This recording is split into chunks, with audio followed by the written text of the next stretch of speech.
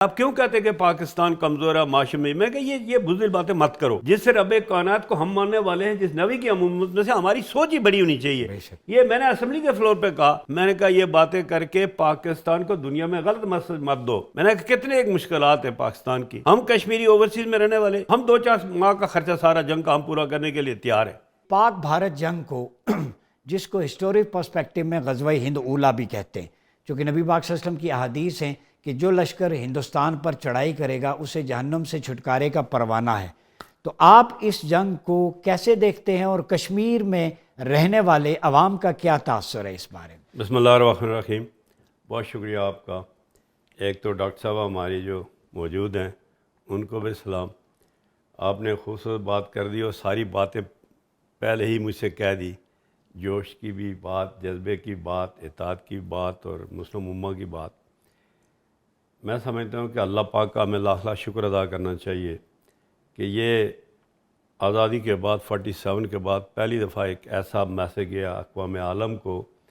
یہ اس وقت جو آپ بات کر رہے ہیں یہ سارے لوگ، اس سے زیادہ میرے نزدیک بہت اور کچھ امپارٹنٹ سامنے آئی ہیں. جی، پہلے تو بات یہ ہے کہ اللہ کا شکر، ہماری اپنی پاک فوج اور نیوی اور سارے ان کو بہت مبارک ہو.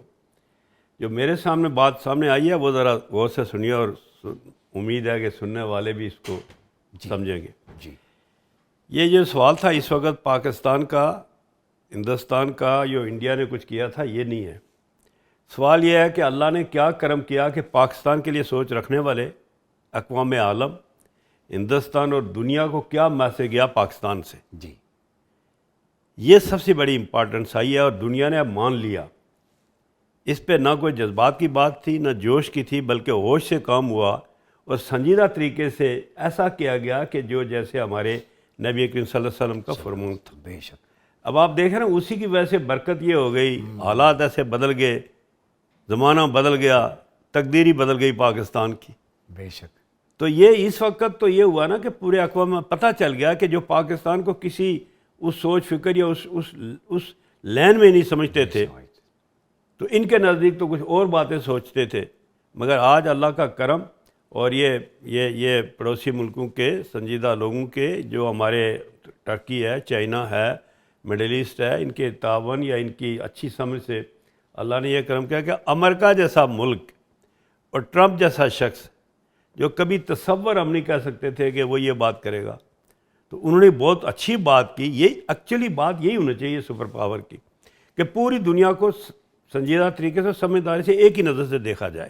کیا بات دنیا میں یہ نہیں ہے کہ اس کی معیشت بہت زیادہ سٹرونگ ہے اور اس کی معیشت کمزور ہے تو یہ وہ اچھا اور یہ خراب ہے. ایسا نہیں ہوتا. بڑا ہے، ایسا ہی. بڑے کی سوچ بڑی ہونی چاہیے. تو امریکہ کا بھی قدرت ہے، اس دفعہ کو بڑا اچھا میسج گیا پوری دنیا میں، جو پہلے اس طرح سے کمی کوتاہیاں بہت رہی. رات سال آزاد جموں کشمیر میں بیس کیمپ میں اور مقبوضہ کشمیر، ہم تو صبح شام یہ اس بیس کیمپ کے لوگ، ہر فرد و بشر، مرد عورت بچہ جوان، ہمارا تو دل ان کے ساتھ ہے، جسم یہاں ہے مقبوضہ کشمیر میں. جو کچھ ہندوستان کر رہا تھا اب کتنے عرصے تھا سننے کے لیے کوئی تیار نہیں تھا. وہ ہمیشہ یہ بات کرتے تھے کہ یہ دہشت گرد ہے. مسلم امہ میں اللہ کا ماننے والے، اللہ کے نبی کا دہشت گرد ہو ہی کوئی نہیں سکتا اگر اس کو سمجھنے کی کوشش کی جائے حدیث کی روشنی میں یا قرآن پاک کی روشنی میں. مسلمان ہے ہی سلام. ہاں، یہ ہمارا سوچ کچھ اور ہے، لوگوں نے اس کو کچھ اور طرف لے کے گئے. تو وہ اس دفعہ پروف، اور یہ حالات ایسے ہوئے. ہم خوش قسمت ہیں کشمیری. میں نے اسمبلی کے فلور پہ کہا کہ آپ کیوں کہتے ہیں کہ پاکستان کمزور ہے معاشرے میں کہ یہ بزدل باتیں مت کرو. میں نے کہا پاکستان نہ معیشت میں کمزور ہے، نہ کسی بھی معاملے میں کمزور. پاکستان جس دن بنا، حضرت قائد اعظم کا جو خواب تھا، کلمے کے نام سے یہ ساری آنے والی ہزاروں سال تک یہ جھنڈا بلند رہے گا. کلمے کی بنیاد پہ. کلمے کی بنیاد. کلمہ طیبہ. ہماری سوچ بڑی ہونی چاہیے، کیا بات. ہماری سمجھ بڑی ہونی چاہیے. جس رب کائنات کو ہم ماننے والے ہیں، جس نبی کی عمومت میں سے ہماری سوچ ہی بڑی ہونی چاہیے. بے شک. یہ میں نے اسمبلی کے فلور پہ کہا، میں نے کہا یہ باتیں کر کے پاکستان کو دنیا میں غلط مسج مت دو. میں نے کہا کتنے ایک مشکلات ہیں پاکستان کی.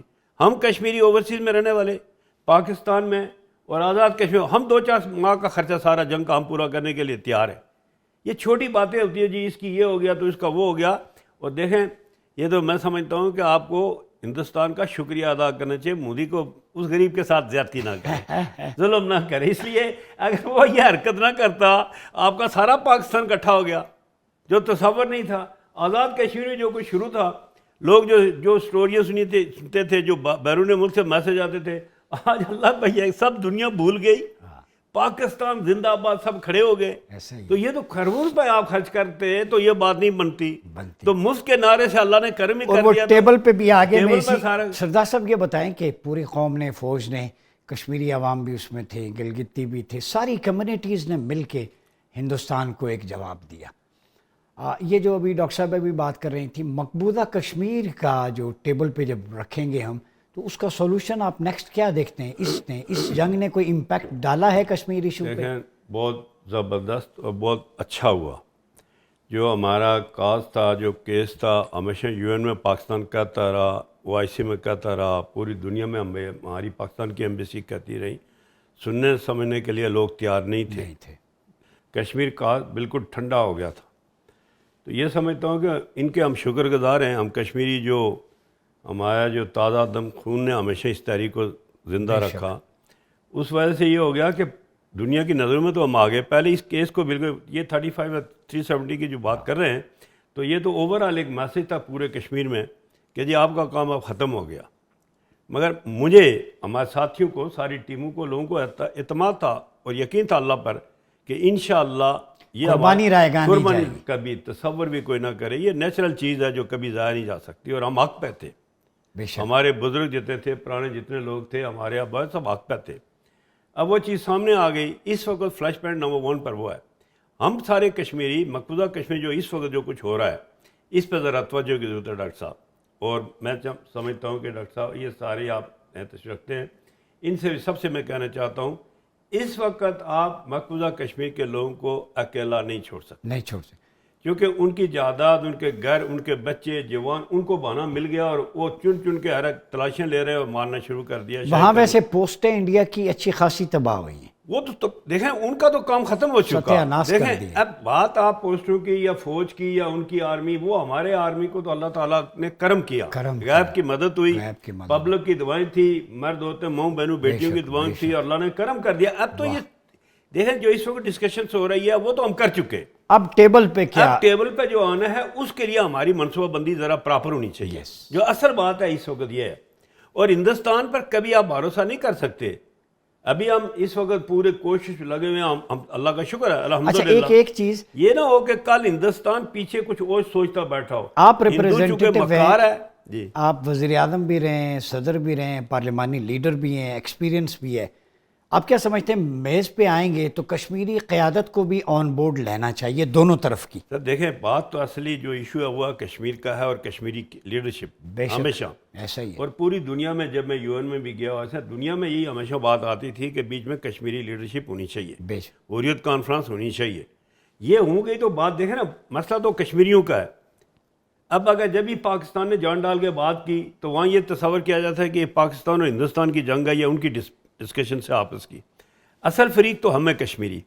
اور میری یہی درخواست ہوگی سب سے، حکومت پاکستان سے، کہ بھئی جب بھی آپ کی کوئی بات ہو اس پہ کشمیری لیڈرشپ کو یوتھ کانفرنس بورڈ رکھیں تاکہ ہم اپنا مدعا دنیا کے سامنے پیش کر سکیں. اور آپ نے جو کیا ہے، کل میں ویڈیو دیکھ رہا مظفر آباد مختلف علاقوں میں آرمی کی گاڑیاں جا رہی ہیں، پھول نشاور ہو رہے ہیں. پھر یہ بھی میں نے دیکھا ہے کہ آپ کے کشمیری لوگ کھانا دعائیں تو ہیں، لاجسٹکس بھی فوج کے ساتھ پرووائڈ کرتے رہے، اور ایک نوجوان شاید شہید بھی ہوا فوج کی مدد کرتے ہوئے. تو یہ جذبہ میں نے بہت عرصے بعد اپنی آنکھوں سے صاحب ہمیں یہ جو پونچھ کا بارڈر پورا، مظفر آباد، یہ نیلم، یہ سمنی، یہ جو بھمبر کا، ہمارے سارا آزاد کشمیر بارڈر ایریا کے ساتھ ساتھ لگ رہا ہے. اور ہمارے ہاں سب ہم ایک ہے، چاہے بھمبر ہو، تائبٹ ہو، نیلم ہو یا پونچھ ہو، یا ساری ایک ہے.